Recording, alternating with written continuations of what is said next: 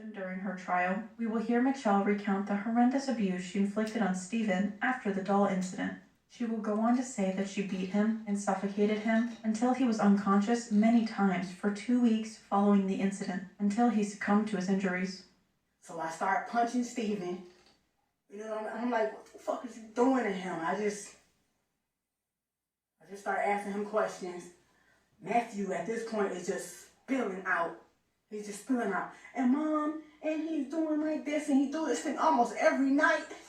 He tell me how he was, the reason I put bags over Stephen's head is because if he had Maddie, I thought Maddie peed in the bed. My son was never a bedwetter. Didn't know it was Stephen waking up every morning pissing on Matthew. The reason I put bags over Stephen's head is because my son told me that the plastic on his bed, because I thought he was a bedwetter, he said, sometimes, Mom, I couldn't breathe. Stephen was laying on me and he had my face down and the plastic on the bed. I couldn't breathe. That's when I got a garbage bag and started putting it over Stephen's head.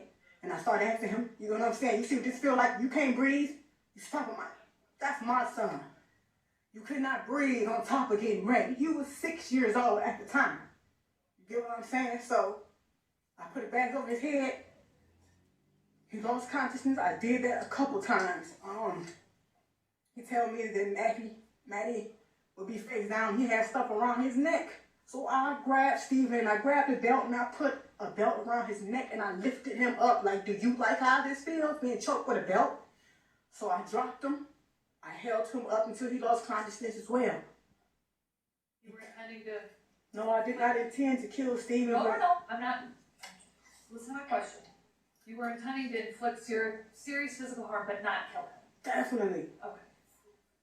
Matthew, the youngest child, outlined in detail to his mother the abuse he claimed to endure from his older brother Stephen. This fueled the abuse Michelle inflicted on Stephen. She tried to replicate the pain she believed her son endured. Michelle tells the judge she used scalding hot water to burn Stephen and forced him to drink Windex. According to Matthew, Stephen used this same form of torture on him. Stephen forced Matthew to drink Windex, which made him sick, and Michelle brushed it off as a stomach bug at the time. You talked about choking him. Did you also burn him? Yes, I did. Okay, how did you do that? Hot water, scalding hot water. In our bathroom, the hot water gets extremely hot. So, his private area, I stood him in the bathtub naked. Did you also make him drink Windex? Yes, I did, because Matthew told me in the middle of the night he had took him in the basement and he made him drink the blue stuff from under the sink. And I'm like, what blue stuff? So I walked Maddie downstairs. He showed me what I said. You made Maddie drink fucking Windex. And then I went back to like years before, and I'm like, is this what was wrong with him? I thought Matthew had the stomach flu, where you vomit and have diarrhea. You get at the same time. At that time, this is what was going around. A lot of people had it, so this is what I thought Matthew had. He didn't. Stevie made him drink Windex. So yes, I made that boy drink Windex. At this point, Stephen had endured multiple weeks of abuse at the hands of his mother. Michelle will describe the moment when Stephen died. She found him in his room, surrounded by vomit and too weak to hold himself upright.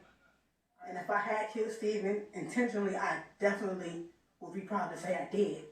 But I didn't. But I know all the things that I did to him, how I hurt him, I know it did cause his death. You know what I'm saying? It was like that day, the day that he died, I went in his room, it was throw up in front of him on the bed. I got him up. He said he had to go to the bathroom, but he couldn't use the bathroom. By the time he came out the bathroom, his breathing was crazy. Stephen usually has a strong heartbeat, but it was really faint, really faint. And then all of a sudden, he just started going like this, and I was holding him. We were both sitting on the floor, and I'm actually holding him up. Couldn't even hold a second. I'm like, Stephen, doing like this, because the day before that, I actually said I'm going to stop, because I looked in the room like he is tore up. Michelle wrapped Stephen and put him in the deep freezer that was sitting in the middle of their living room. He would remain there for the next 2.5 years. I actually was going to turn myself in right after Stephen died, and I told my son Matthew that, you know, I gotta go, and I gotta go turn myself into the police. I gotta go turn myself in. And he said, turn yourself into what? And I said, Matthew, turn myself into the police. That means I gotta go because I killed somebody. And then he said, I don't want you to go. When he said that, that was it. So I put Stephen in the freezer, and I said, I'm gonna stay with my kids as long as possible. 9 months later, Michelle found out that Stoney, the second oldest child, who was 13 at the time, was inappropriately touching Matthew as well. It was claimed that Stoney wrung out her menstrual pad in Matthew's mouth. While she took a minute this time to reflect, Michelle will react with extreme rage and began to abuse Stoney. We will hear Michelle discuss the abuse she inflicted on Stoney. I intentionally killed her. How did you do that? Starting from the beginning, when I found out about what Stoney was doing to Matthew, it was 9 months later after finding out about Stephen. So for the whole 9 months we were in the house, she was still raping my child.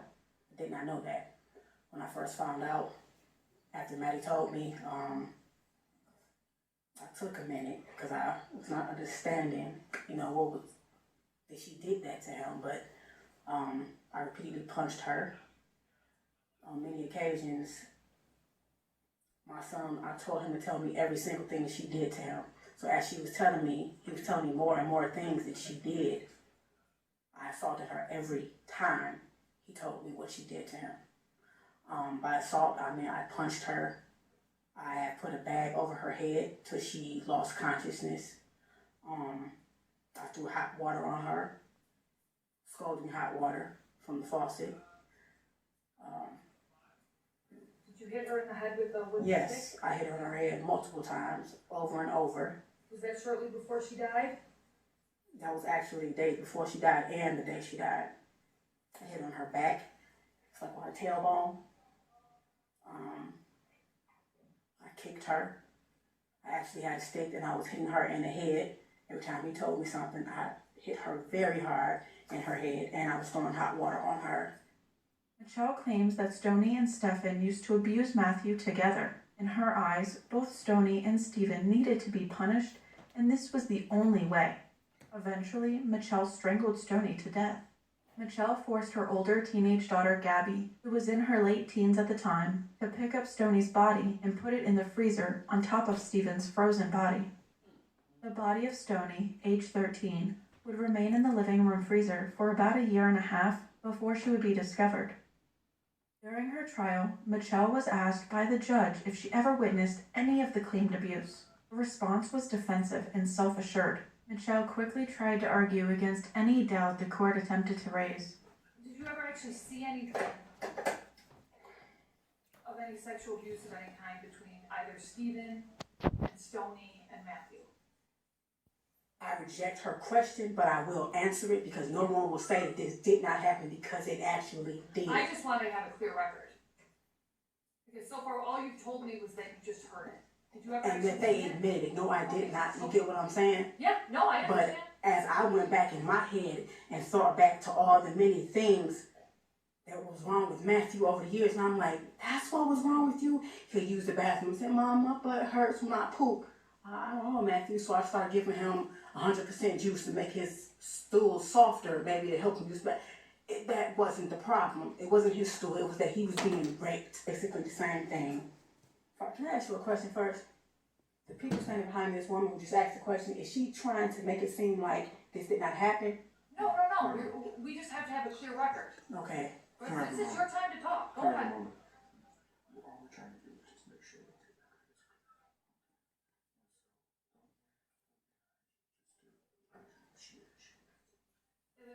Right now, ma'am, this is just you choosing to plead guilty. The people do not have any sort of plea agreement. Yeah, because with you at all. it's like I'm willing to take a polygraph test. It's like, because I understand people don't want to hear me, period, but I'm willing to I'm take it here. on I'm listening to everything. you. The reason Michelle had such a strong reaction and denial of any doubt in her story likely stemmed from her childhood. In a separate interview, Michelle recounted the abuse she endured as a child. She claims a family friend inappropriately touched her when she was very young. When she brought the concern to her own mother, she was rejected. Her mother didn't validate Michelle's feelings about the abuse that she endured. She carried this deep-seated lack of validation and trust into her adult life. We will see her become defensive if she thinks others are questioning her story's legitimacy. This brings us to the question of whether the children's sexual abuse onto one another was true. During Michelle's trial, the prosecution and defense argued both sides of whether the abuse among the siblings took place. No physical evidence was ever found that corroborated Michelle's claims that her children were abusing each other. If the abuse did happen, the question is, where did the children learn it from? Children hardly understand sexuality, much less how to perform acts on others without seeing it or hearing about it from somewhere. Michelle herself may have been the source. Michelle didn't want her children to suffer like she did as a child, so she decided to tell them about the inappropriate touching she experienced in order to prevent the same thing from happening to them. She informed her young children about all the abuse she endured as a child in graphic detail. We will hear her recount how she explained this to her children. I told my mother what happened to me. And the only thing she said was, it's all you want me to do about it. What you mean what I want you to do? You get what I'm saying? So all I could do is go back and sit in my room and just sit there and look stupid. I'm a kid. And I'm just telling you what happened to me. You didn't know about it. And plus I still had to see the person coming in and out my house. You still friends with that person. And sure, I told my kids this. I told them what happened to me, how it happened to me, how it made me feel in detail. And I say, if anybody ever touches y'all, you better tell me. They knew. I always talk to my kids about that touching from anybody. So they definitely knew. And this is the part that really gets me. I used to tell her, rape is the worst thing you can do. Just I tell her all the time. They used to make me feel like I was nothing. It made me feel like you turn around, you do that to my son, you knew exactly what she was doing to him. She knew exactly what she was doing to him. So yes, I don't care what anybody thinks. She had to go, period. Telling a young child about sexual acts in this type of graphic detail can harm them deeply. This may have been the fuel the children used, either to perform the acts or to fabricate them. It is totally possible the abuse happened, as Michelle described in court. However, what if the abuse didn't happen? Why would a child accept the accusations? While it is important to believe a person that claims to suffer from abuse, especially if the victim is a child, it is also important to ensure the child is not fabricating the abuse, as he or she may not understand the gravity of the situation, especially when their own mother is talking about it in such graphic detail. I had always told my kids, the worst thing you can ever do to somebody is break them. I always told my son that, and I always told the girls, the worst thing you could do is cry rape on somebody if they didn't rape. It may have been that Matthew said his siblings were abusing him to either get back at them, knowing how his mother would react, or for the sake of attention. Michelle claimed that the children she killed confessed to abusing Matthew, but she also confessed to beating them while questioning them most of the time. They may have simply confessed to make the beating stop. Again, there wasn't any physical evidence to corroborate the claims that the children were sexually abusing one another.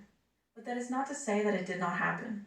These are simply the arguments the prosecution and defense raised in court. Either way, there is no justification for Michelle's actions. The sexual abuse Michelle endured as a child may have contributed to her violent actions.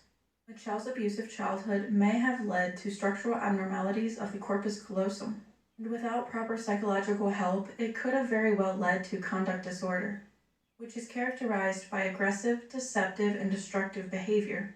This would explain her violent reactions toward her children, and the many lies she would tell to her family and friends to keep the deaths of her children a secret, her tendency to disregard the safety of her children, and the horrific conditions in which she kept her home. The abuse she inflicted on her children may have also had a cathartic effect. It may have been the release of power she always wanted as a child, but never had. Michelle knew that no one protected her growing up, and she believed that killing 2 of her children was a way to show Matthew that he was protected and loved. This is something she never had as a child. My son is 8 years old right now. He's gonna forget a lot about me, okay? When he look back at all this media coverage from these Bible feeders, I don't want him to see that I stood here like a coward. I did what I did, and I did what I did for my baby. Period. He gonna see me standing up, taking my responsibility. I will happily do life in prison for my child. That's period. And I just told you, my son's gonna forget a lot of things about me, but he will not forget. He goes on media websites or whatever, looking back over the years. When he is old enough to understand exactly what I did, I want him to look back. He's gonna know how important he was and still is to me. I'm happily saying life in prison. If you had death penalty, I would take that. I don't care. That's my baby. Period. Michelle was sentenced to life in prison without the possibility of parole. She stated that if Michigan had the death penalty, then she would have wanted to be put to death. Michigan was not only the first state in the U.S. to abolish the death penalty, in fact, it was the first English-speaking government in the world to abolish